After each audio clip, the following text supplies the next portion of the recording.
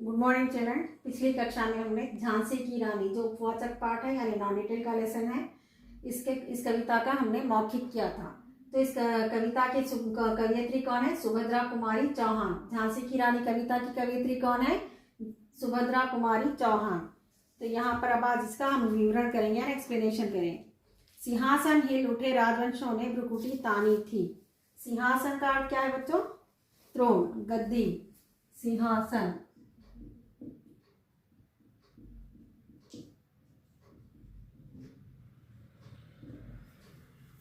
बूढ़े भारत में भी आई फिर से नई जवानी थी, गुमी हुई आज़ादी की कीमत सबने पहचानी थी। गुमी हुई आज़ादी यानी जब हमारे देश पर अंग्रेज यानी फिरंगी लोग आकर हमारे देश पर हमारे भारत में जो शासन करने लगे, तो जब हम लोगों ने अपने आज़ादी की कीमत यानी हमारे स्वतंत्रता की कीमत सबने जानी थी। कीमत यानी उसकी वैल्यू, उसकी इम्पोर्टेंस हम सब जब पहचाने थे। दूर फिरंगी को करने की सबने मन में ठानी थी। ये अंग्रेजों को, ब्रिटिशर्स को भगाने के लिए, अंग्रेज यानी ब्रिटिशर्स,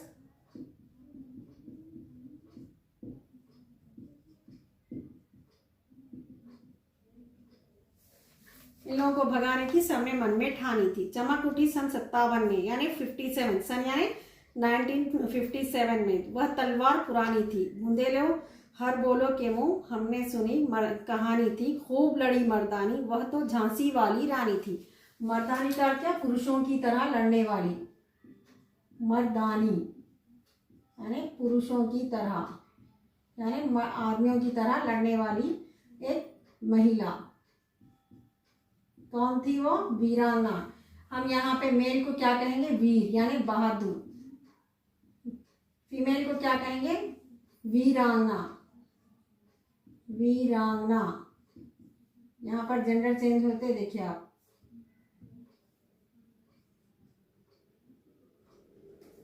कौन थी ये वीरांगना? झांसी की रानी, बहुत ही बहादुर, वीर, साहसी थी। तो वो किसकी तरह लड़ती थी? मर्दों की तरह यानी मर्दानी।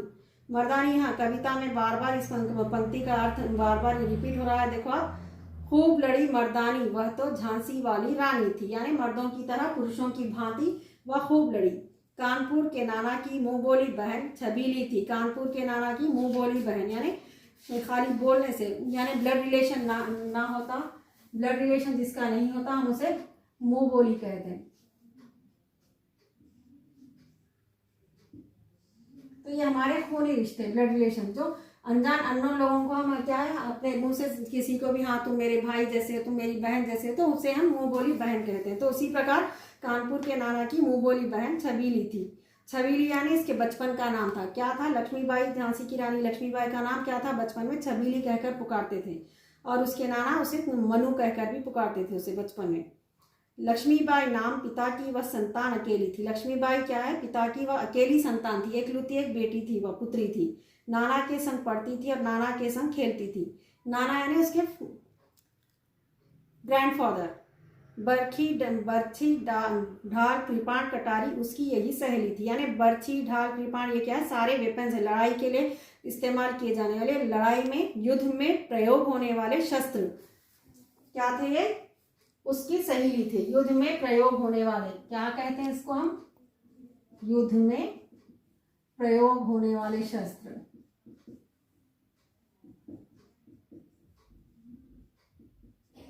शस्त्र यानी वेपन्स। ये सारे उसके खिलौने थे, उसके टॉयज थे, उसकी सहेलियों की तरह थी। वीर शिवाजी की गाथाएं उसको याद जबानी थी। जो वीर शिवाजी गुजर गए, उनकी गाथाएं, उनकी कहानियां, उनकी बहादुरी के किस्से सारे उसको जबानी याद थे, ओरली बोलती थी। लक्ष्मी थी या दुर्गा थी, वह स्वयं वीरता की अवतार। लक्ष्मी थी या दुर्गा थी का अर्थ क्या है? लक्ष्मी और दुर्गा का रूप कहते हैं जो बहुत ही बड़ी शक्तिशाली जो माता है, ये दुर्गा माता या लक्ष्मी, वह स्वयं वीरता की अवतार। स्वयं यानी खुद अपने आप में एक अवतार थी। दुर्गा और लक्ष्मी का अवतार, उनका रूप लेकर जन्म लिया इस तरह। देख मराठे पुलकित होते। पुलकित होना है खुश होना। पुलकित होने का अर्थ क्या है बच्चों? यानी खुश होना यानी प्रसन्न होना। प्रसन्न भी कहेंगे आप। हर्षित होना। कितने शब्द आते देखिए आप। तो पुलकित पुलकित होते थे। कौन? मराठे लोग, उनकी अपनी कास्ट के लोग उसको देखकर बहुत ही खुश होते थे, प्रसन्न होते थे। नकली युद्ध व्यूह की रचना और खेलना खूब शिकार। नकली यानी सिर्फ प्रैक्टिस के लिए, वो आर्टिफिशियल। युद्ध व्यूह यानी युद्ध करने के लिए व्यू की रचना करना, ये बनाना और खेलना, खूब शिकार करना। सैन्य घेरना, दुर्ग तोड़ना, दुर्ग यानी किला तोड़ना, ये थे उसके प्रिय खिलवाड़। उसके प्रिय यानी उसके बहुत ही फेवरेट खेल कौन से थे? सैन्य घेरना यानी सेना को इकट्ठा करना, दुर्ग तोड़ना यानी किले को तोड़ना, ये थे उसके प्रिय खिलवाड़ यानी उसके खेल थे इस तरह के। वो बचपन में इस तरह के खेल खेला करती थी। महाराष्ट्र कुल देवी उसकी भी आराध्य भवानी थी। तो यहाँ पर क्या, कुल देवी यानी हमारे खानदान की, खानदानी जो परंपरा हमारे वंश को चलाने वाली जो थी, वो उनके खानदानी कुल देवी कौन थी? भवानी थी, यानी भवानी की पूजा करते थे वो। हुई वीरता की वैभव के साथ सगाई झांसी में। हुई वीरता के वैभव के साथ यानी शान और शौकत के साथ, बहुत ही सम्मान के साथ उसकी सगाई झांसी के राजा से हुई। ब्याह हुआ, रानी बनाई लक्ष्मी झांसी में। लक्ष्मीबाई कहाँ पर आई? ब्याह होके यानी विवाह होने के बाद झांसी में आई। राजमहल में बजी बधाई खुशियां छाई झांसी में। बजी बधाई खुशियां छाई झांसी में यानी झांसी में खुशियां छा गई। बधाई यानी हमें, बधाई यानी शुभकामनाएं देना। सुभट बुंदेलों की विरुदावली सी वह आई झांसी में। चित्रा ने अर्जुन को पाया, शिव से मिली भवानी थी। चित्रा जो थी उसने अर्जुन को पाया। अर्जुन कौन है? ये महाभारत के जो है अर्जुन, भीष्म, ये लोग 5 पांडवों में के अर्जुन है। शिव से मिली भवानी थी। तो इस तरह के लोगों से कंपेयर करते हुए, इसके साथ तुलना करते हुए इन्हें इसकी वीरता को बताया जा रहा है। किसकी वीरता को बताया जा रहा है? यहाँ पे झांसी की रानी को। उदित हुआ सौभाग्य, मुदित महलों में उजियाली छाई। उदित हुआ सौभाग्य यानी सौभाग्य यानी इसका गुड लक, इसके भाग्य, इसकी किस्मत। मुदित हुआ महलों में उजियाली छाई यानी महल में उजियाली छाई यानी रोशन होगा, उज्जवल होगा सब, क्या? इसका भाग्य। किंतु काल गति चुपके चुपके काली घटा घेर आई। काल गति, काल का अर्थ भी क्या है यहाँ पर देखिए आप? काल में समय भी है, समय। गति का अर्थ क्या है? स्पीड, रफ्तार। तो काल गति, काल यानी समय की जो रफ्तार थी, काली घटा घेर आई। काली घटा को क्या कहते हैं? काले बादल छाने को हम काली घटा भी कहते हैं। और यहाँ पे काली घटा का अर्थ क्या है? मुसीबतों का आना, मुश्किलों का आना, कष्टों का सामना करना। चुपके से काली घटा घेर लाई, तीर चलने वाले कर में उसे चूड़ियां अब कब भाई। कर का अर्थ क्या है यहाँ पर? कर का अर्थ देखिए आप, हाथ भी है, टैक्स है।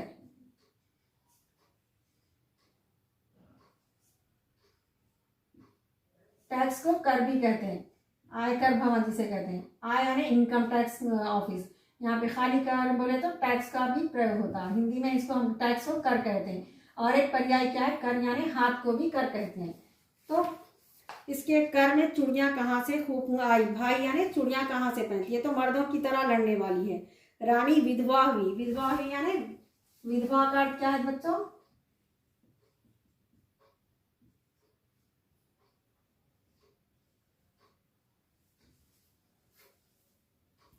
विडो। विधवा मीन्स विडो, जिसका पति ना हो उसे विधवा कहते हैं यानी विडो कहते हैं। विधि को भी नहीं दया आई। विधि को यानी भगवान की जो लीला है, भगवान की जो ये खेल है, कि उसको भी नहीं दया आई। दया आना है ना, उसके ऊपर भी सिंपति नहीं आई। किसे? भगवान को भी इसके ऊपर सिंपति यानी दया नहीं आई। निस्संतान मरे राजा जी। निस्संतान यानी बिना संतान के, उन्हें कोई पुत्र या पुत्री नहीं थी। रानी शोक समानी थी। शोक यानी बहुत ही दुखी थी वो। खूब लड़ी मर्दानी, वह तो झांसी वाली रानी थी। बुझा दीप झांसी का, तब डलहौजी मन में हर्षाया। कौन? राजा का देहांत होने पर डलहौजी मन में हर्षाया ने खुश हुआ। हर्षाना यहाँ ऑलरेडी मैं लिखी, देखिए आप, हर्षित होना, हर्ष से मन भर जाना, उल्लास से मन भर जाना। तो ये इस तरह के शब्द क्या? सिर्फ खुश के लिए, खुशी के लिए। तो हर्षाया, मन में हर्षा, मन ही मन वो खुश हुआ। राज्य हड़प करने का उसने यह अच्छा अवसर पाया। राज्य हड़प करना है, उस राज्य को हड़प कर उस पर अपना शासन करना, उस पर रूल करने के लिए। फौरन फौजें भेज दुर्ग पर अपना झंडा फहराया। दुर्ग यानी किले पर अपना झंडा फहराया। झंडे का और एक शब्द क्या है बच्चों हिंदी में? झंडे को क्या कहेंगे हम? ध्वज। और एक शब्द है तिरंगा भी कहते हैं, 3 रंगों वाला।